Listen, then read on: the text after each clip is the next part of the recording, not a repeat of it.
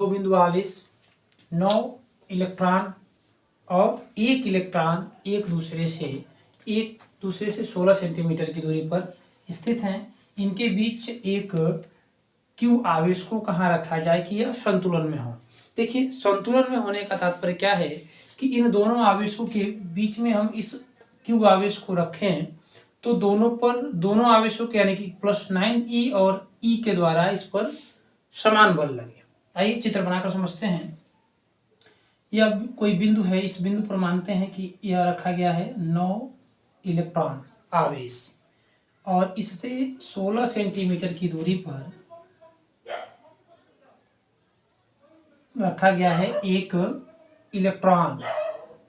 ठीक है, एक इलेक्ट्रॉन आवेश रखा गया है। अब कह रहा है कि इन दोनों के बीच में किसी ऐसे बिंदु पर हम इस क्यू आवेश को रखें कि जिस पर दोनों के द्वारा समान बल लगे। तो इसके लिए हम क्या करेंगे, हम कहेंगे कि माना कि 9 इलेक्ट्रॉन आवेश से आवेश क्यू को x सेंटीमीटर की दूरी पर रखा। क्या लिखेंगे, माना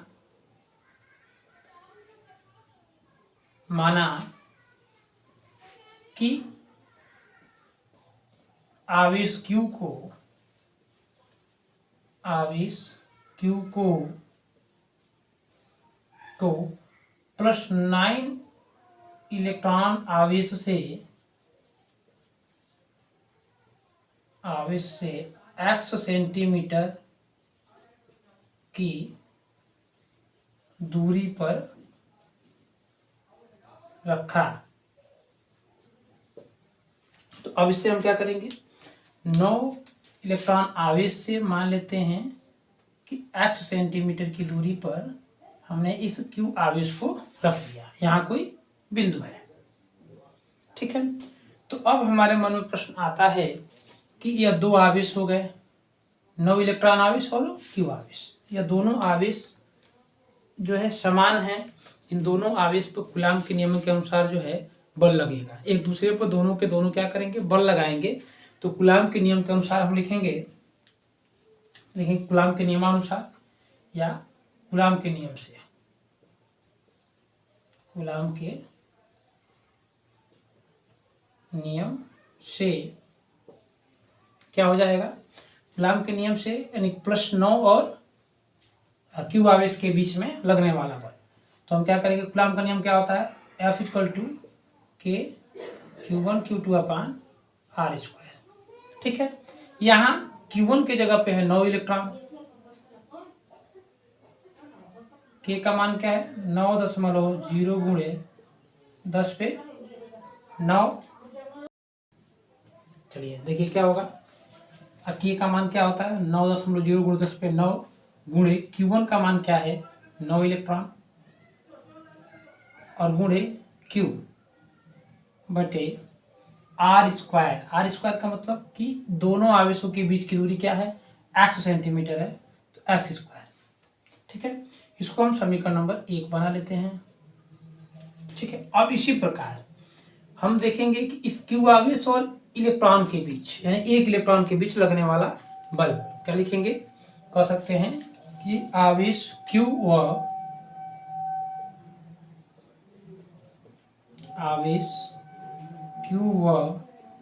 +e आवेश के बीच बल क्या हो जाएगा, F = यहाँ पर हम F1 दिखा सकते हैं, यहाँ पर क्या दिखा सकते हैं, F2 दिखा सकते हैं।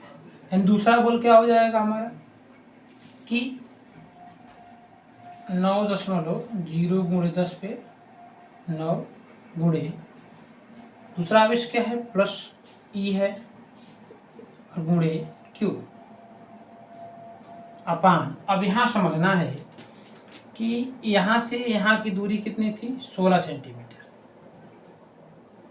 ठीक है, जिसमें से यह x सेंटीमीटर की दूरी निकल गई है तो बचेगा कितना 16 सेंटीमीटर में से हम क्या करेंगे x सेंटीमीटर को घटा देंगे तो हमारी यह दूरी आ जाएगी। अर्थात हम कह सकते हैं 16 - x सेंटी x का होल स्क्वायर या 16 - x सेंटीमीटर का होल स्क्वायर। इसको हम कह सकते हैं, यह हो गया हमारा समीकरण नंबर 2। अब हमारे जो है जो संतुलन की स्थिति होती है, संतुलन की स्थिति में क्या होना चाहिए, जो F1 और F2 है वो दोनों क्या होना चाहिए, आपस में बराबर होना चाहिए। तो हम कहेंगे क्या, संतुलन की स्थिति में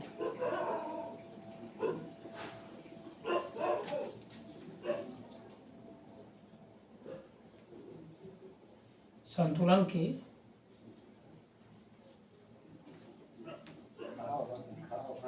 स्थिति में, ठीक है, संतुलन की स्थिति हम क्या करेंगे कि F1 इक्वल टू F2 मान लेंगे। यहाँ क्या मान लेंगे, F1 इक्वल टू F2, ठीक है। अब देखिए, अब यहाँ पर हमारा F1 और F2 दोनों क्या होना चाहिए, बराबर होना चाहिए। ऐसा क्यों, क्योंकि कहा है क्वेश्चन में कि कहाँ पर रखा जाए कि वो क्या हो, संतुलन में हो। संतुलन में होने का मतलब क्या है कि इस 9 इलेक्ट्रॉन के द्वारा इस आवेश के ऊपर लगने वाला बल जितना हो उतना ही एक इलेक्ट्रॉन के द्वारा इस पर लगने वाला बल हो, यानी कि दोनों के द्वारा उस पर क्या हो, समान बल लगे।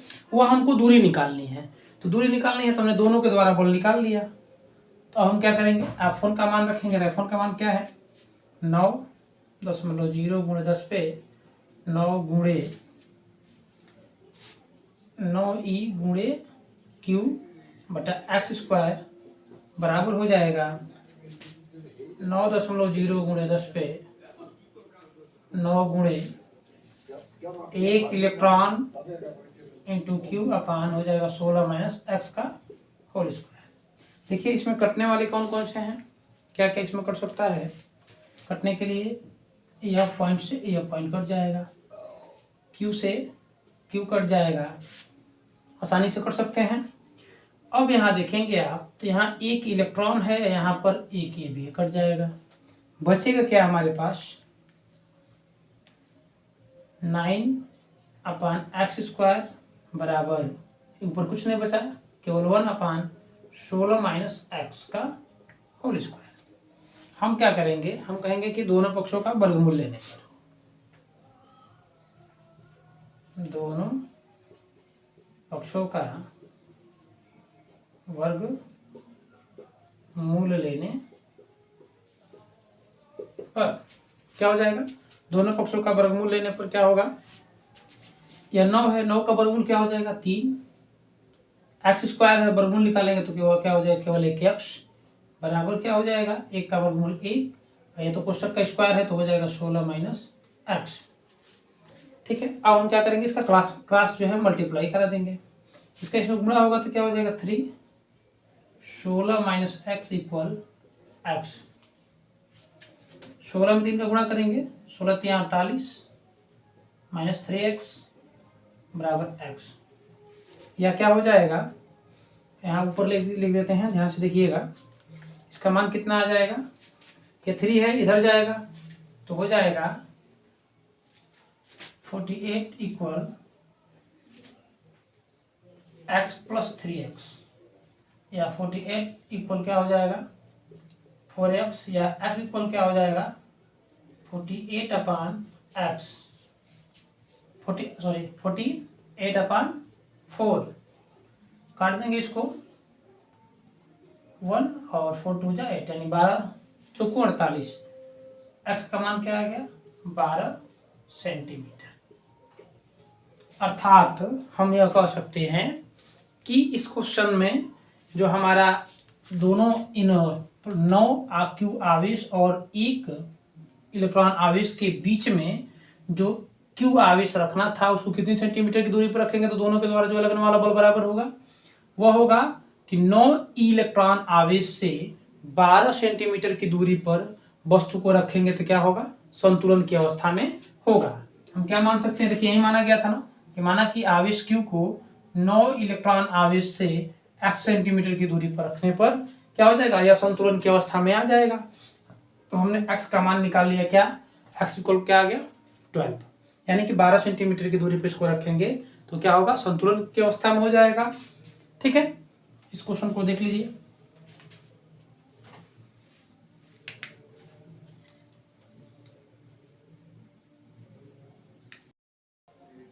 आइए एक और क्वेश्चन देखते हैं जो वैद्युत विद्युत से संबंधित है। इसमें क्या कह रहा है कि एक वैद्युत द्विध्रुव 5×10⁴ न्यूटन प्रति कूलाम के वैद्युत क्षेत्र से 30 अंश के कोण पर रखा गया है और उस पर 1.0 × 10⁴ न्यूटन मीटर का बल आघूर्ण लग रहा है। वैद्युत द्विध्रुव के आघूर्ण की गणना कीजिए। देखिए, वैद्युत द्विध्रुव आघूर्ण की गणना करने के लिए जब किसी द्विध्रुव को एक समान वैद्युत क्षेत्र में रखते हैं थीटा कोण पे, तो उसके लिए जो हमारा फार्मूला आता है वो आता है tau equal to PE sine theta, जहां टाउ क्या होता है, वैद्युत द्विध्रुव का बल आघूर्ण टाउ होता है, और P जो होता है द्विध्रुव आघूर्ण होता है, इसका भी सूत्र होता है P इक्वल टू होता है 2QL। ठीक है, यह क्या होता है, द्विध्रुव आघूर्ण होता है, और E जो होता है वह वैद्युत क्षेत्र होता है, और साइन थीटा तो आप समझ रहे हैं, थीटा का मतलब क्या होता है कि किस एंगल पर उसको रखा गया है। आइए इसमें देखते हैं किसका किसका मान दिया हुआ है। इसमें देखेंगे तो वैद्युत द्विध्रुव 5×10⁴ न्यूटन प्रति कूलाम के क्षेत्र से, यानी कि वैद्युत क्षेत्र ई का मान कितना है, ई का मान है 5×10⁴ न्यूटन प्रति कूलाम, और थीटा का मान कितना है 30 अंश। उसके बाद क्या और दिया है, टाउ का मान दे दिया है, टाउ का मान है 1.0 × 10⁴ न्यूटन मीटर। निकालना क्या है, द्विध्रुव आघूर्ण P का मान हमें निकालना है डाइपोल के बारे में। अब हमको हमारे पास क्या फार्मूला है, फार्मूला है tau equal to PE sine theta. क्या है, पीई साइन थीटा, जिसमें हमको P निकालना है। तो क्या हो जाएगा हमारा P इक्वल टू क्या हो जाएगा, टाउ भाग कर देंगे इधर ला करके, टाउ वहीं रहेगा, और ई साइन थीटा से क्या हो जाएगा, भाग पड़ जाएगा, यानी कि टाउ अपान ई साइन थीटा। टाउ का मान कितना है 1.0 × 10⁴, और ई का मान कितना है 5×10⁴, कितना है 10⁴। अब हमको क्या करना है, अब साइन थीटा का मान कितना है, साइन थीटा का मान कितना है, साइन थीटा का मान है 30 अंश, यानी थीटा की जगह पर हम लिख लेंगे क्या 30 अंश। अब देखिए क्या करना है कि अब इसमें हम 1.0 × 10⁴ बटा 5×10⁴ गुणे साइन 30 अंश का मान क्या हो जाएगा 1/2। और एक चीज और देखेंगे, 10⁴ से 10⁴ क्या हो जाएगा, कट जाएगा।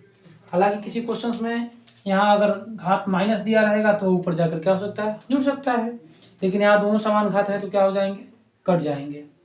बचेगा हमारे पास क्या, 2 का ऊपर गुणा हो जाएगा, यानी कि 2×1.0/5, या हम कह सकते हैं क्या कि केवल 2/5। इसको काटेंगे तो आएगा 0.4, यानी कितना मान आ गया इसका, ये जो P का मान है वो कितना आ गया 0.4, यानी वैद्युत द्विध्रुव आघूर्ण का मान कितना होगा 0.4। ठीक है, फिर एक बार इस क्वेश्चन को समझेंगे आसानी से कि क्या है। कह रहा है कि एक वैद्युत द्विध्रुव 5.0 × 10⁴ न्यूटन प्रति कूलाम के वैद्युत क्षेत्र में या वैद्युत क्षेत्र से 30 अंश के कोण पर क्या है रखा गया है, और उस पर 1.0 × 10⁴ न्यूटन मीटर का बल आघूर्ण लग रहा है। बल आघूर्ण का मतलब यह टाउ है, ये किसका मान है, यह जो है टाउ का मान है। ठीक है, और यह जो मान है वो किसका है, यह जो मान है वह किसका है, वैद्युत क्षेत्र ई का मान है। ठीक है, हमको निकालना है किसका मान है, पी का मान निकालना है। सूत्र हमारा मूल होता है tau equal to P sine theta.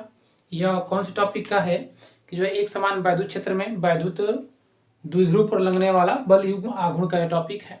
ठीक है, उस पर एक सवाल है, हम निकालेंगे पी का मान। पी ऊपर क्या हो जाएगा, पी यही रह जाएगा टी साइन थीटा टाउ में आकर भाग कर जाएगा। टाउ का मान हमने रखा, फिर जो है इसको सॉल्व कर दिया। सॉल्व करने के पश्चात हमारा मान क्या हो गया, 10.4। अब यहाँ एक बात है कि यह P है, तो P का मात्रक क्या होगा, जो वैद्युत द्विध्रुव आघूर्ण का मात्रक क्या होगा। तो आप यहाँ देख सकते हैं क्या होता है, कूलाम्ब मीटर। इसका मात्रक क्या आता है 2Q। Q तो इसका मात्रक हो जाएगा कूलाम्ब मीटर, यानी कि इसका मात्रक हो जाएगा हमारा क्या, कूलाम्ब मीटर। ठीक है, आशा करते हैं कि आपको अच्छा समझ में आया होगा।